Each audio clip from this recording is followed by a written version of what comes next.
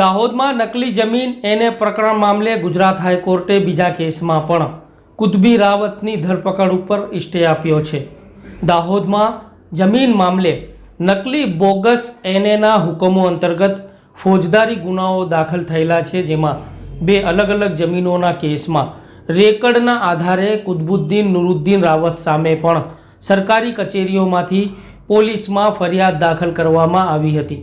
કુતબી રાવત સામે ગુનાઓ દાખલ થાય તે પહેલાં તેઓ વિદેશના પ્રવાસે હોવાથી પોલીસ ધરપકડથી બચી ગયા હતા। રેકર્ડ ઉપર જમીનોના આધારે સંદિગ્ધ નંબરોમાં પણ ખરાઈના અંતે તેમના સામે નામજોગ ફોજદારી બે ગુનાઓ દાખલ થયેલા હતા અને તેઓ વિદેશમાં રહી ગુજરાત હાઈકોર્ટના વકીલ ઉત્કર્ષ દવેને તેમના કેસની પેરવી નામદાર કોર્ટમાં કરવા માટે સોંપવામાં આવી હતી, જેમાં પ્રથમ કેસમાં ઉત્કર્ષ દવે સુપ્રીમ કોર્ટમાં આગોતરા જામીન અંગે અરજી કરી હતી। ત્યારે સુપ્રીમ કોર્ટે કુતબી રાવતની ધરપકડ ઉપર સ્ટે આપ્યો હતો, જ્યારે પણ તેમને વતન આવવા માટે સુપ્રીમ કોર્ટ દ્વારા હુકમ કરવામાં આવ્યો હતો, પરંતુ તેમની સામે બીજો ગુનો દાખલ થયેલો હોવાથી દાહોદની નામદાર સેશન્સ કોર્ટમાં જામીન અરજી આગોતરા મૂકવામાં આવી હતી।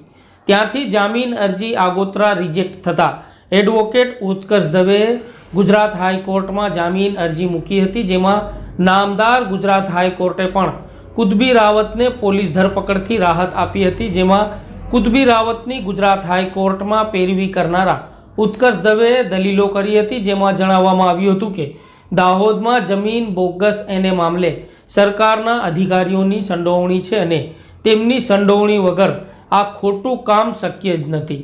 નાના અધિકારીઓ અને કર્મચારીઓની ધરપકડ કરવામાં આવી છે, મોટા અધિકારીઓની ધરપકડ કરવામાં નથી આવી। તેના ઉપર પણ સવાલો ઊભા થયા છે। જે માણસ જમીન મામલે પીડિત છે તેમને આરોપી બનાવવામાં આવ્યા છે અને કુતબી રાવત સામે જમીન મામલે બોગસ હુકમો મામલે કોઈ પણ પુરાવા નથી। કુતબી રાવતે એનેના હુકમો બનાવ્યા હોય તેવા કોઈ પણ પુરાવા નથી। આ જમીન મામલે સમગ્ર કેસમાં સૈસવ પરીખ માસ્ટર માઇન્ડ છે। જમીન મામલે દાહોદના પ્રાંત અને મામલતદારની રાતોરાત બદલી કરી દેવામાં આવી, તેના ઉપર પણ સવાલો ઊભા થયા છે।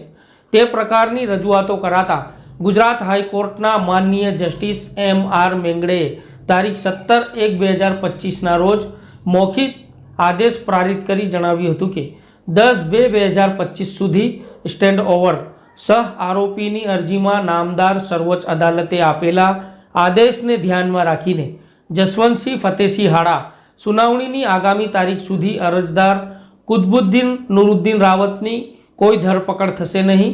જો કે હવે નકલી જમીન એને પ્રકરણ મામલે કુતબુદ્દીન રાવતને પહેલાં સુપ્રીમ કોર્ટમાંથી રાહત મળી છે, તો બીજા કેસમાં ગુજરાત હાઈકોર્ટે પોલીસ ધરપકડથી રાહત આપી છે અને 2 થી 3 દિવસમાં કુતબી રાવત દુબઈથી દાહોદ આવશે, તેમ પણ તેમના ગુજરાત હાઈકોર્ટના વકીલ ઉત્કર્ષ દવે દ્વારા જાણવા મળ્યું છે।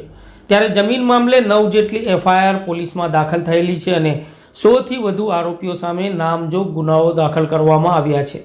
ત્યારે કુતબુદ્દીન રાવત મામલે એક પછી એક નવા ખુલાસાઓ અને આદેશો પારિત કરવામાં આવી રહ્યા છે। ત્યારે સૌ કોઈની નજર આ મામલે બનેલી છે। ત્યારે આગળ હજુ પણ કેવા પ્રકારના વળાંક આવે છે તે જોવું રહ્યું। આ પ્રકારના અહેવાલ, સમાચાર, વિગતવાર માહિતી, પડદા પાછળની કહાની અને ઘણું બધું જે તમારા સુધી પહોંચવું જરૂરી છે અને પહોંચાડવાનો પ્રયાસ અમે કરીએ છીએ, જેથી DNA દાહોદની અસ્મિતા તમારી ન્યૂઝ ચેનલને YouTube ઉપર સબસ્ક્રાઇબ કરો, બેલ આઇકન દબાવી અમારી સાથે જોડાઓ અને કોમેન્ટ બોક્સમાં તમારી પ્રતિક્રિયા જણાવો। તો સમાચારોમાં હાલ આટલું જ। ફરી મળીશું નવી જાણકારીઓ સાથે। ધન્યવાદ।